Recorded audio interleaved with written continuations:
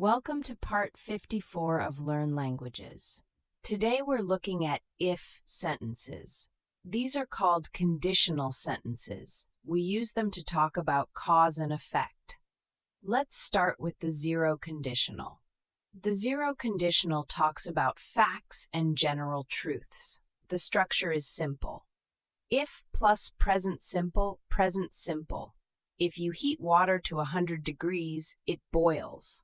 That's always true. It's a scientific fact. If it rains, the ground gets wet. If people don't sleep enough, they feel tired. Use the zero conditional for things that are always true. Now let's look at the first conditional. The first conditional talks about real future possibilities. The structure is if plus present simple will plus verb.